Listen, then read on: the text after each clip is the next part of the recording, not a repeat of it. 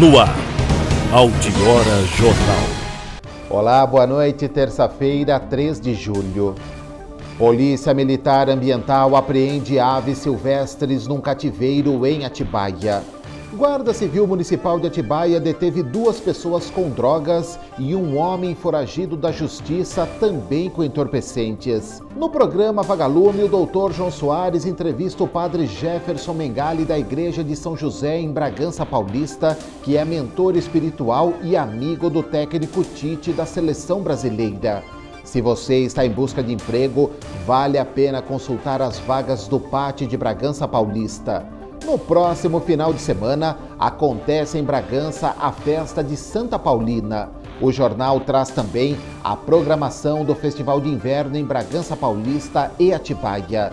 E o técnico do Bragantino fala sobre a vitória diante do Joinville, rumo à classificação à segunda fase do Brasileiro da Série C. Essas e outras informações você confere a partir de agora no Altiora Jornal.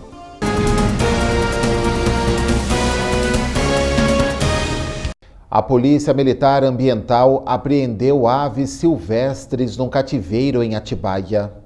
No dia 25 de junho, durante vistoria ambiental realizada no bairro da Ponte Alta, as equipes foram a um sítio na zona rural e, após autorização, entraram na propriedade e constataram uma gaiola contendo um canário da terra utilizado para atrair outras aves silvestres. Na gaiola havia um alçapão onde estava presa outra ave da mesma espécie. Na próxima gaiola havia outras 13 aves silvestres, entre elas 11 canários da terra, um coleirinha e um trinca-ferro. As aves haviam sido recém-capturadas e as condições de saúde permitiram a imediata soltura de acordo com o laudo veterinário emitido por uma clínica. O proprietário do imóvel foi encaminhado ao plantão policial juntamente às aves, sendo elaborado o boletim de ocorrência com base no artigo 29 da Lei 9.605/98.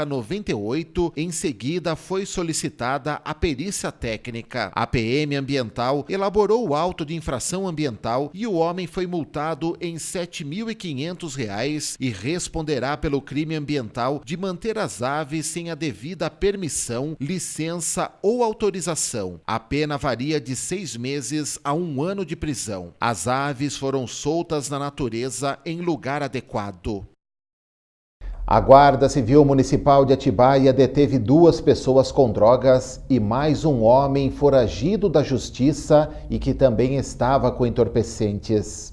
No dia 21 de junho, a equipe do Grupo de Ações com Motocicletas da Guarda Civil Municipal realizava o patrulhamento no entorno do Centro de Convenções quando viram 2 homens em atitude suspeita. Ao perceberem que seriam abordados, o adolescente foi ao encontro da motocicleta da GCM com o intuito de derrubá-la e o outro tentou fugir, mas foi detido. Na revista pessoal, foram localizadas porções de maconha com ambos, 14 com um adolescente e dinheiro e 16 com o homem e 2 porções de cocaína. O rapaz foi preso e o adolescente apreendido, sendo encaminhados ao plantão policial. Já no dia 22, a guarda capturou um foragido da Justiça que estava com mandado de prisão e suspeito de tráfico de drogas. A abordagem foi na Avenida Flávio Pires de Camargo, em Caetetuba. Na revista, além de porções de drogas e dinheiro, foram encontradas anotações criminais. O homem também foi preso e encaminhado ao plantão policial.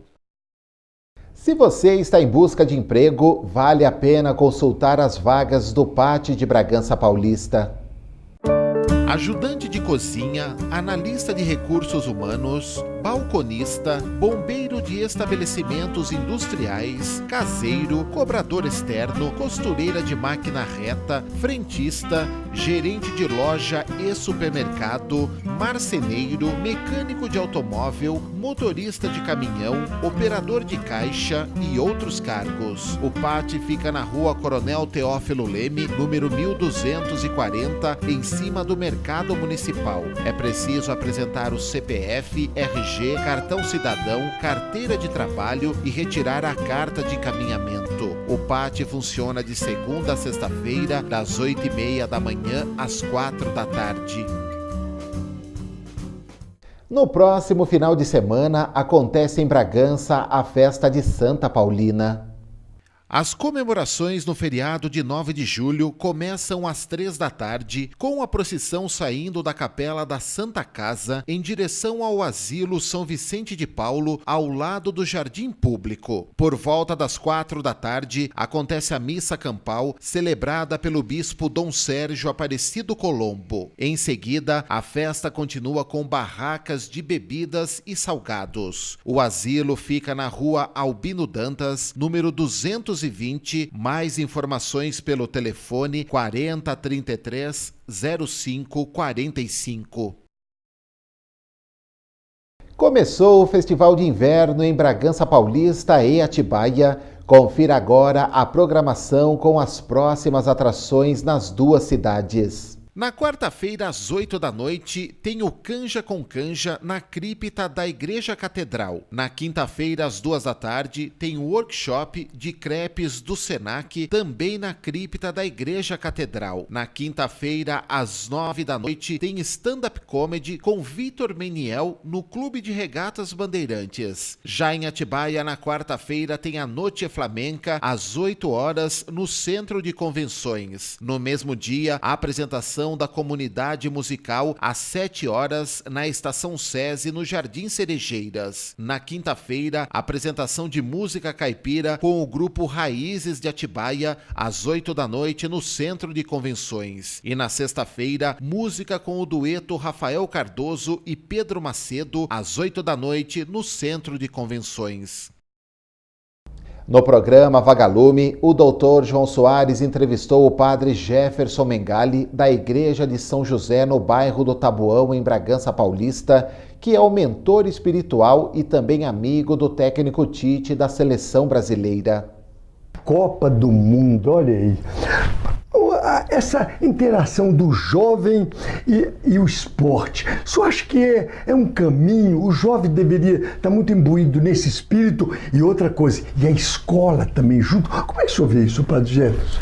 Eu vejo o esporte fundamental na vida de todo ser humano. Sim, verdade. Né? O esporte é fundamental. Se a gente pegar a história lá da antiga Grécia, sim, onde nasceu as Olimpíadas, a academia, toda aquela questão, né, de gladiadores, sim, verdade, onde um se preparava mais para poder vencer o outro. Sim. Naquela época era uma outra conotação, sim, era uma questão mais de olhar para si mesmo, verdade, levar o nome da família, verdade, e a cidade de onde veio, né? Uhum. Hoje essa questão ela foi superada, né? Embora ainda a preparação seja fundamental, mas hoje o esporte tem esse momento exatamente de unir. Eu acho que o esporte é aquilo que une. Nós temos visto na Copa do Mundo, nós temos visto nas Olimpíadas, que o esporte tem este dom, tem esta força de deixar rivalidades de lado. Isso, verdade. Onde o verdadeiro sentido não é vencer pelo vencer, mas participar, ter uma integração, um momento de confraternização. E a gente tem visto isso, não é? O esporte tem essa alegria por si. E o jovem que pratica o esporte, isso é notório, é bem diferente daquele jovem que está afastado e que muitas vezes vai por um caminho totalmente errado. Agora, como é que o senhor vê assim, a motivação para o jovem no esporte? De onde pode vir? A gente sabe que o do núcleo familiar é muito importante. Sim, eu acho que nós deveríamos ter mais incentivo ao esporte. Concordo. Nós não temos, seja a nível nacional, estadual, municipal. Isso. Deveria ter mais. Deveria ter um investimento maior. Por quê? Um jovem que pratica esporte, ele está longe das ruas, ele está longe das drogas, ele vai valorizar mais o outro, ele vai se socializar melhor, ele vai saber que para a vida, como no esporte, também existem normas, existem regras, não é? Onde eu, para vencer no futebol, por exemplo, não vou conseguir vencer sozinho. O Neymar sozinho não vai ganhar o Mundial. É necessário que trabalhemos em conjunto. Vivendo essa dimensão da competição, sim, onde você vai entrar para jogar, sim. O seu desejo é ganhar. Ninguém vai entrar no campo, eu quero perder, não, de jeito nenhum. Isso. Eu vou entrar para ganhar, mas que eu também respeite o meu oponente. Sim, que eu não vença por vencer. Né? Uma coisa que nas nossas conversas, eu e o Tite, a gente conversa bastante, e ele sempre diz, padre, vencer por vencer não vale a pena. Não vale. Não vale a pena. Venceremos sim, se nós formos merecedores. Merecedores, aí está a grande questão. Merecemos, ganhamos. Eu já vou mostrar aqui, Ney, vamos mostrar aqui os livros do Padre Jefferson, São Jorge, olha aqui. Depois ele vai falar também dos livros, São Jorge, e eu vou mostrar aqui o São Sebastião também. Mostra junto, Ney. Olha aí, esses livros aqui são realmente livros de cabeceira que a gente deveria ler e deve ler. Ô, Padre Jefferson, eu queria começar sabendo o seguinte, o Tite, essa ligação assim com o Tite e até em determinados momentos de dificuldades assim, no dia a dia, ele tem o senhor como aquela fortaleza, aquele ombro amigo. Como é que surgiu essa amizade e a profundidade disso? Tudo aconteceu por causa do Corinthians, é claro. Corinthians. O senhor é corintiano. Corintiano roxo, graças a Deus. Olha aí. E eu frequento o Corinthians desde os meus 7, 8 anos de idade, desde molequinho. Nasci ali perto, dia de São Jorge. Eu já era padre.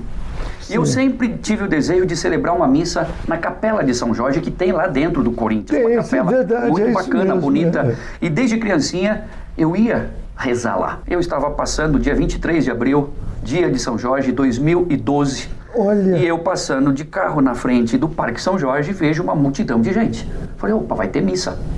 Então eu vou parar meu carro aqui e vou entrar no clube e vou participar da missa. Peguei meu folhetinho, peguei meu folhetinho, fiquei no meio da multidão, tinha muita gente, e fiquei lá quietinho. Vou participar da missa, tranquilamente.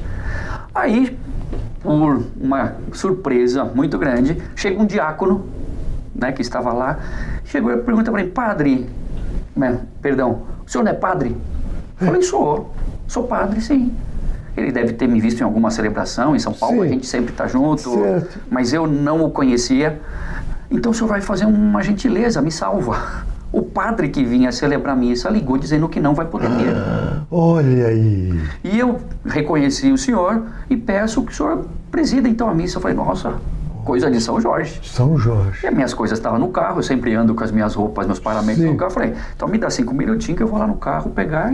E aí começou, porque aí eu celebrei a missa, graças a Deus, no dia de São Jorge, 23 de abril. Isso. Uma festa muito bonita.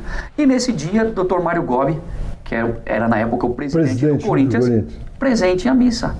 E depois da missa, celebrei com muita alegria, falei da minha questão de ser devoto de São Jorge, ser corintiano. Celebrei uma missa com muito entusiasmo. Isso contagiou o pessoal que estava lá e o presidente veio falar comigo depois. Padre, que maravilha, quero o senhor mais vezes aqui comigo. 23 de abril de 2012, foi uma segunda-feira. No domingo, dia 22, nós fomos desclassificados do Campeonato Paulista pela Ponte Preta. Sim. A turma lá estava triste. Poxa vida, perdemos ontem, desclassificado, a Ponte Preta tirou. Eu falei, calma, gente, em Cristo somos mais que vencedores. E esse ano, nós perdemos ontem o Paulista, mas esse ano a Libertadores é nossa. Tá narrado aqui. Aí o povo ficou eufórico, feliz, e durante a missa todo mundo alegre, aquela tristeza passou.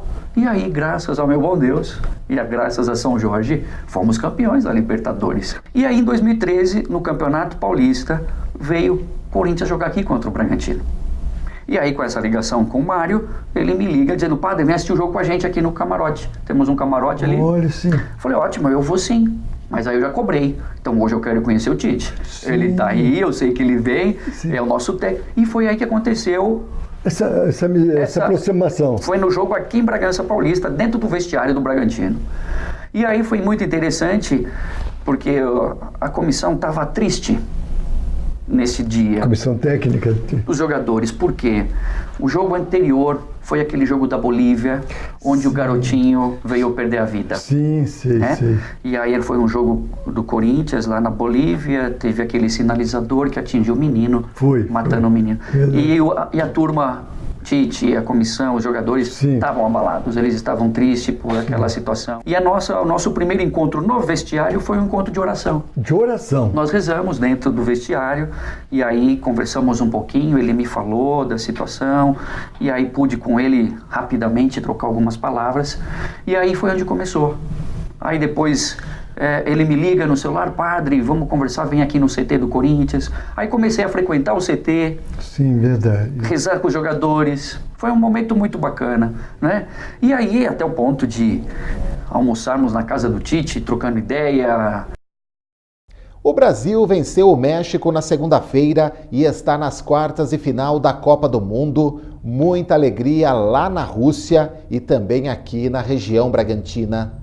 Milhares de brasileiros estão vendo de perto a seleção e dando muito apoio junto ao Canarinho a todos os jogadores comandados pelo técnico Tite.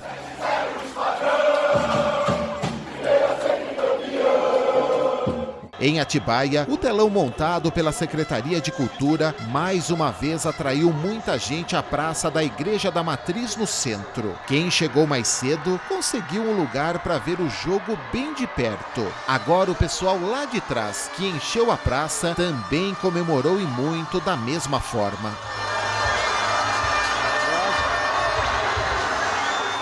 Como o secretário de Cultura já falou, sexta-feira para as quartas de final, 3 da tarde, tem telão de novo para torcer pelo Brasil. Continua o telão da Matriz nas próximas partidas? Com certeza, nós vamos até a final com o telão na praça. Em Bragança Paulista, a Praça Raul Leme foi o ponto da torcida verde-amarela se reunir para ver a seleção Canarinho. Desde o segundo jogo do Brasil na Copa, aqui é o lugar que o telão tem sido montado pela Secretaria de Cultura. Segunda pela manhã, quase na hora do almoço, mas o povo sofreu, torceu e não arredou o pé até o Brasil marcar o primeiro gol com o Neymar e o segundo com Roberto Firmino e despachar os mexicanos da Copa. Vitória garantida e agora que venham as quartas de final, sexta-feira às 3 da tarde, para o pessoal novamente ficar com os olhos ligados na telona.